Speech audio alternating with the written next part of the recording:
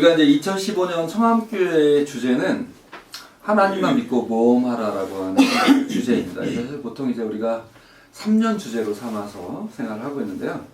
근데 이 말은 하나님만 믿고 모험하라는 이 말은 뭐 아무거나 해도 된다는 그런 뜻이 아니라 우리가 하나님에 대해서 이야기 나눌 때, 하나님에 대한 경험을 나눌 때, 또 하나님 체험을 추구할 때 그 어떤 것이든 우리의 신앙의 근원이 되시는 하나님을 신뢰하고 하나님을 찾아서 떠나는 알매의 여행을 자유롭게 떠나보자라고 하는 그런 뜻에서 하나님만 믿고 모험하라라는 말로 정했습니다. 그래서 올해 한 해 우리가 또 지낼 세부적인 주제는 성육신의 신비를 찾아 떠나는 알매 모험입니다.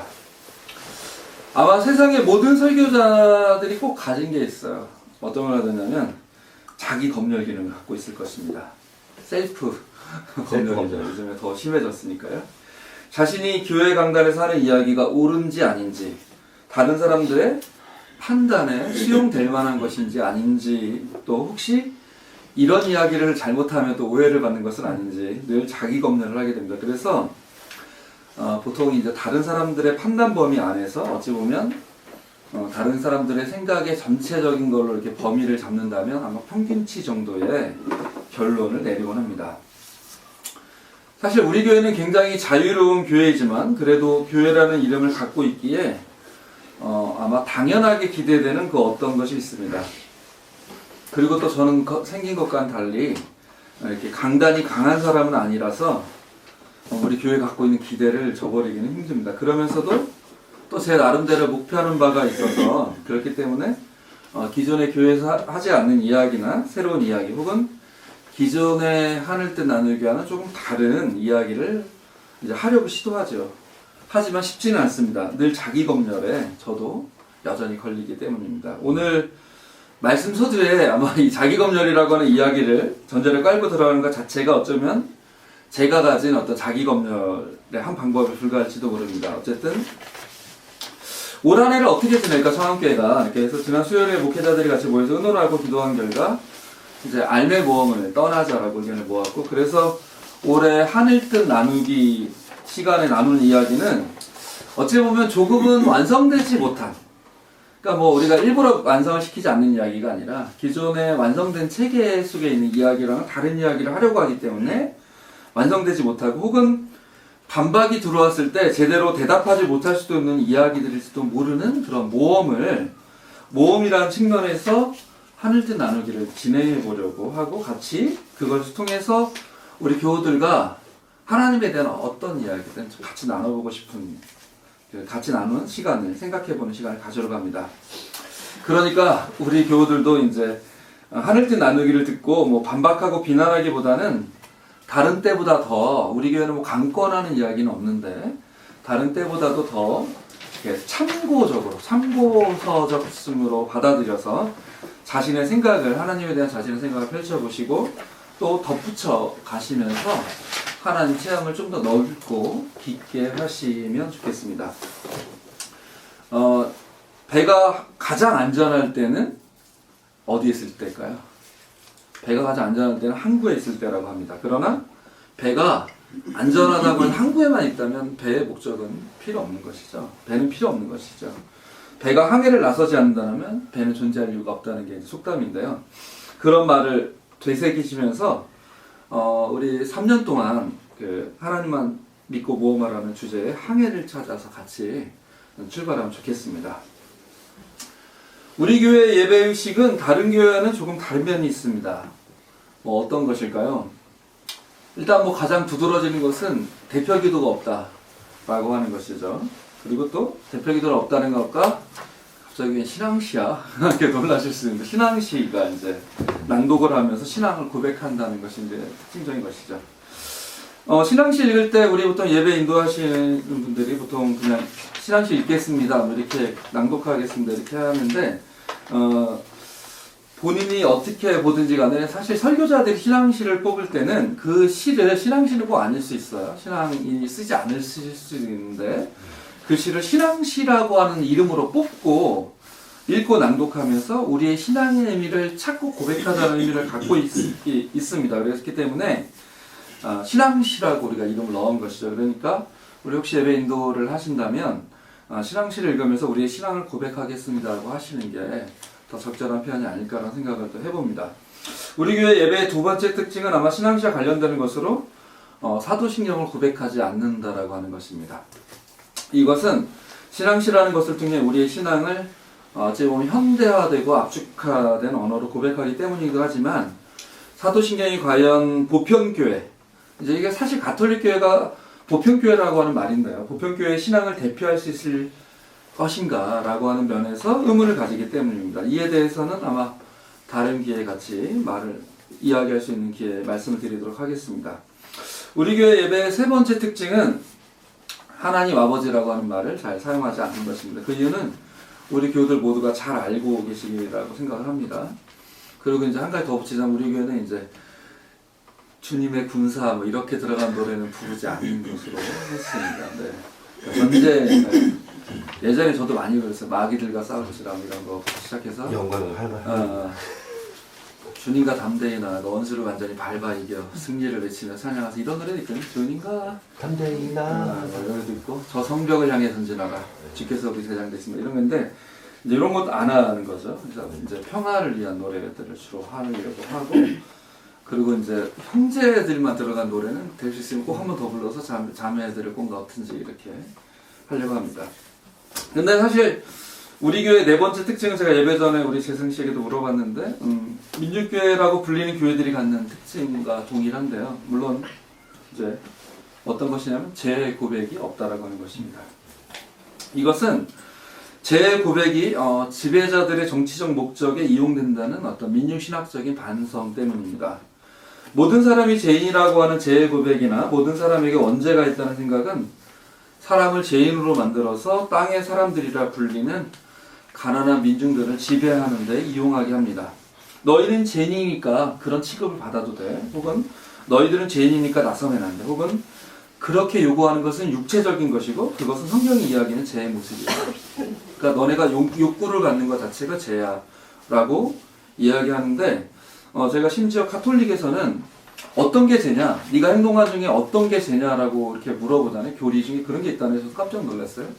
어떤 거냐면 거기서 기쁨을 얻었나요? 네, 그럼 그건 죄입니다. 이렇게 얘기를 했다는 거예요. 네, 이런 게 이제 하면서 인간의 권리를 제한하거나 인간의 존엄을 훼손하는데 이런 이야기들이 이제 사용됩니다. 특히나 사회적으로 지지받지 못하는 사람들에게 정말 아무것도 내세울 수 없어서 자존감도 없는 계층의 사람들에게 너는 죄인이야, 인간은 모두 죄인이야라고 하는 논리는 이야기는 파괴적인 역할을 하게 됩니다. 그래서 민중교회, 민중신학을 연구하고 공부하고 민중을 섬기는 민중교회는 사람을 구분하고 사람의 낮은 자존감을 이용해 정치적 편의를 취하는 사회 문화 속에서 이런 죄의 고백은 민중을 더욱더 위축되게 하고 하나님 나라의 주인으로 열어갈 수 없다라고 하는 그런 성찰에서 예배의식 중에 죄의 고백과 용서의 선언이라고 하는 부분을 빼버렸습니다.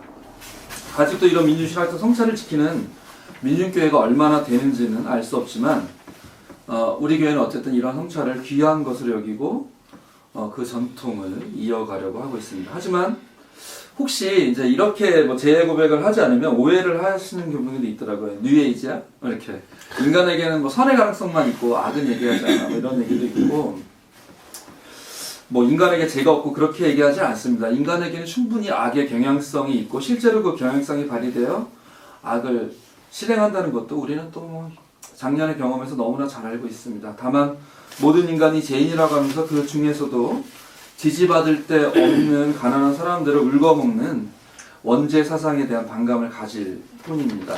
그런데 이런 이야기도 어찌 보면 제가 이런 이야기를 하는 것도 어찌 보면 자기검열, 그냥 앞에만 하고 가도 되는데 자기검열의 어떤 전제처럼 느껴지긴 합니다.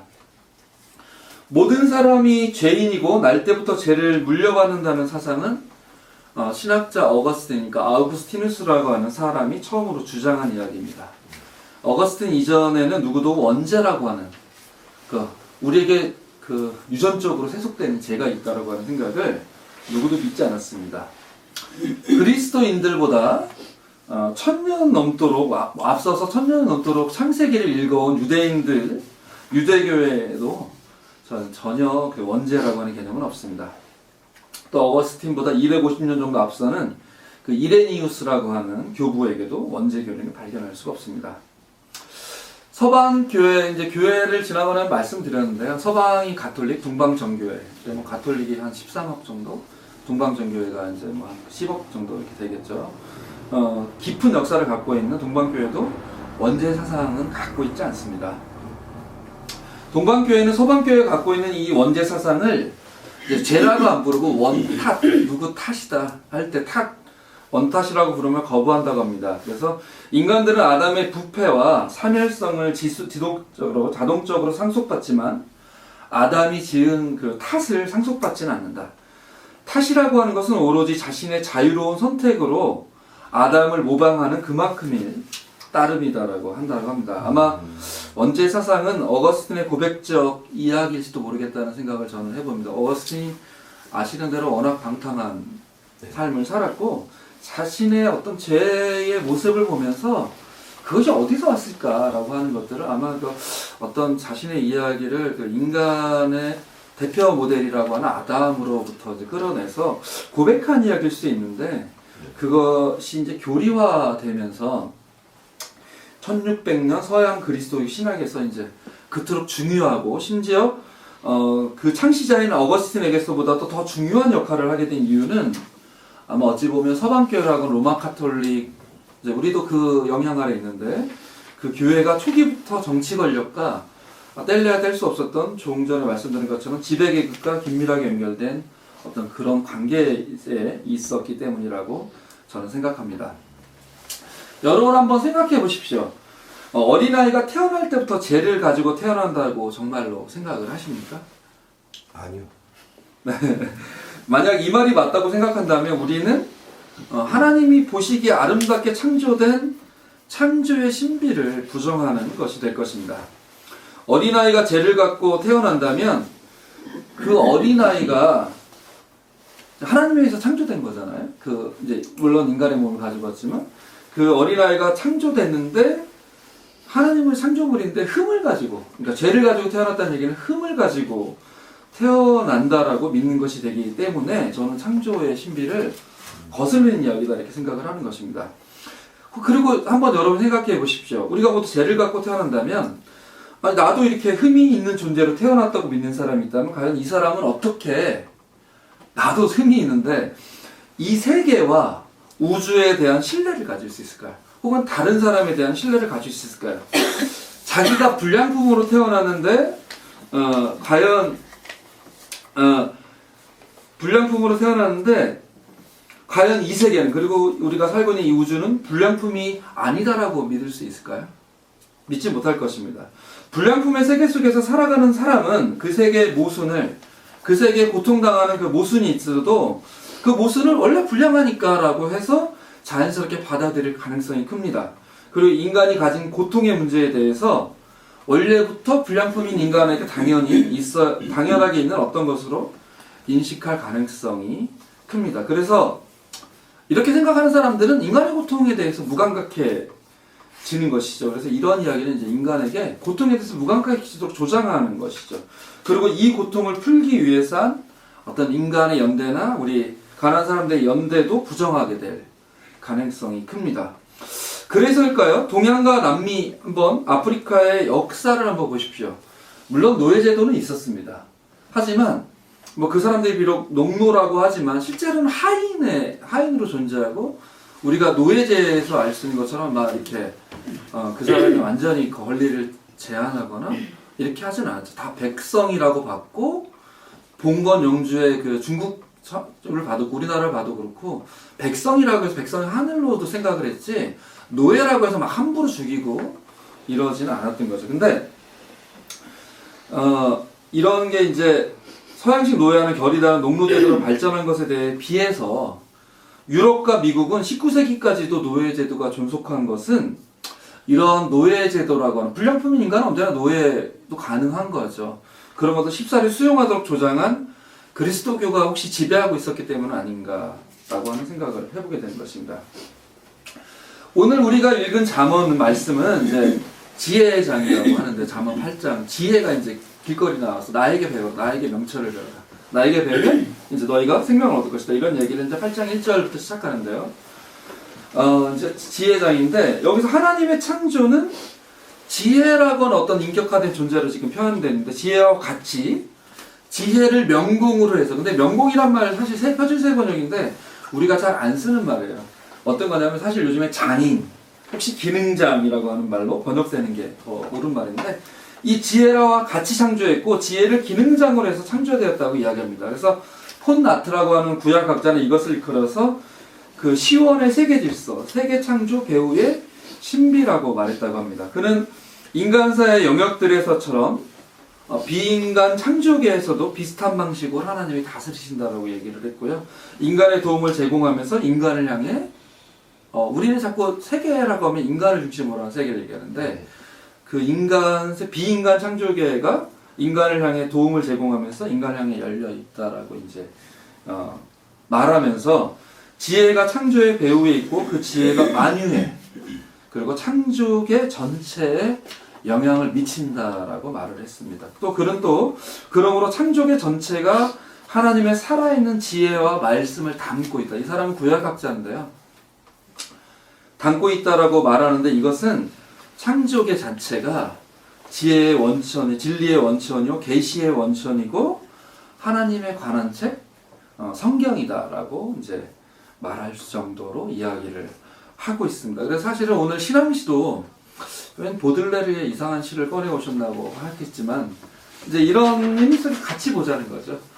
땅과 하늘이 상응하고 우리가 이 세상은 하나님의 어떤 신들의 신선이라고 말을 하고 있잖아요. 그 기둥술 속에서 어떤 이야기가 흘러나와서 우리에게 그윽한 향을 맡게 하고 그런 가운데 우리의 감각이 다시 그 세계 속으로 우리도 거기서 분리된 어떤 존재가 아니라 그 세계 속에 포함된 존재 그 자연계 전체를 보다 보면 하나님의 신비를 맛볼 수 있는 그런 존재로서 이제 볼 수 있지 않냐라고 해서 이제 사실은 그런 것 때문에 시를 넣는데 제가 설교를 잘한다면 이런 말씀 직접 안 드리고도 여러분이 느낄 수 있어야 될 텐데 네 어쨌든 한번 생각해 보시기 바랍니다.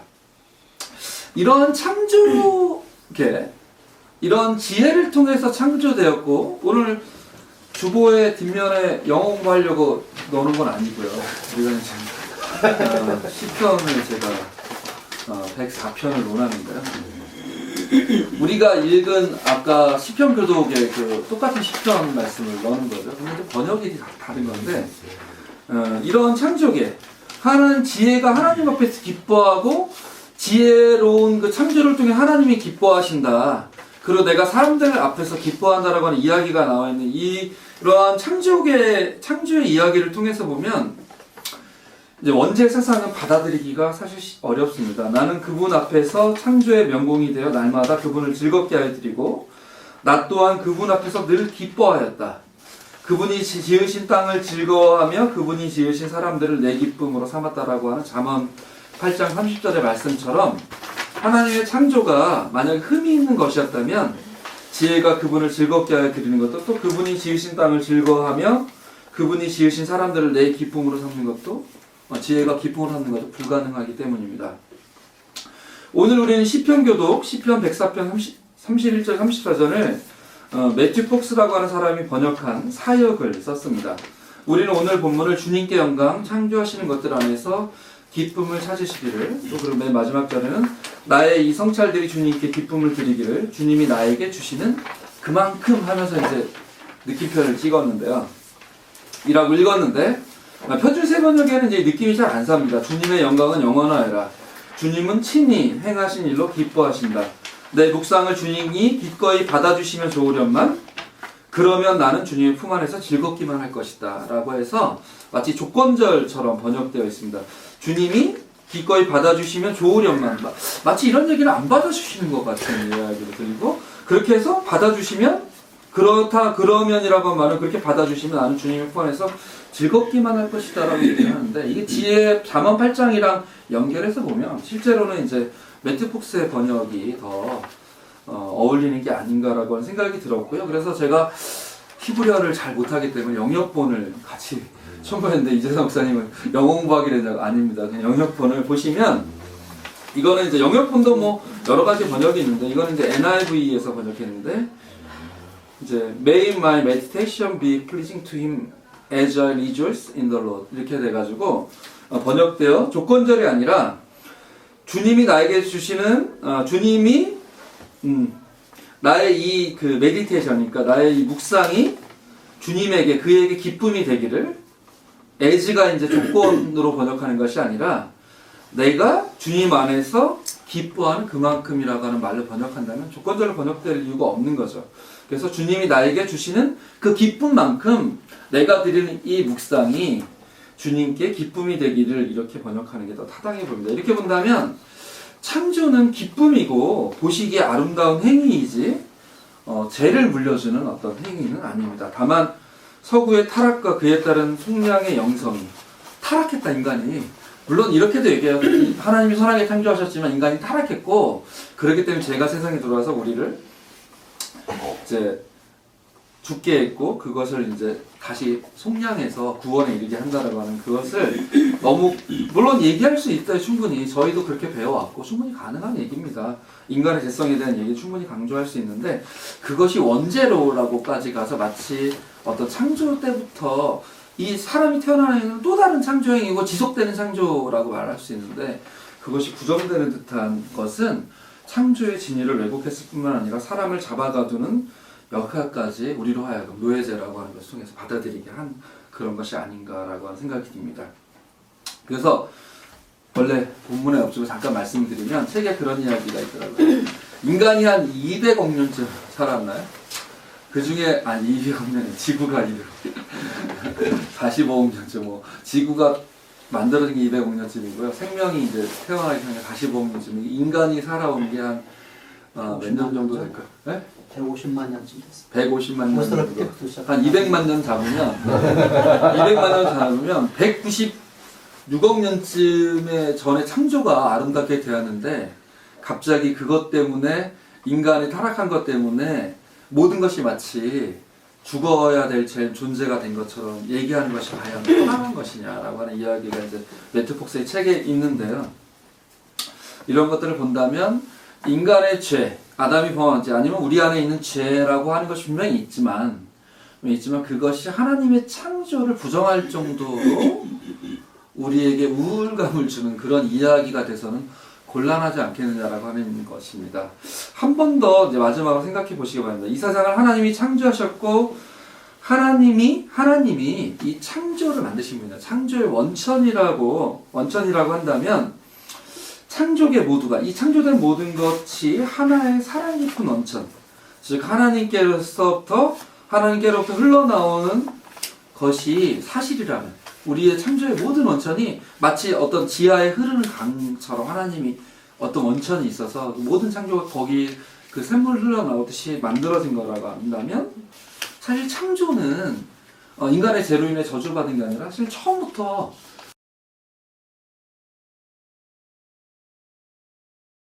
살아가는 삶의 여정이라고 생각합니다. 다시 한번 말씀드립니다. 태초에 처음부터 복이 있었습니다. 원복이 있었습니다. 이 원복을 찾아 모험을 떠나시는 여러분과 저가 되시기를 간절히 기도합니다. 같이 묵상하겠습니다.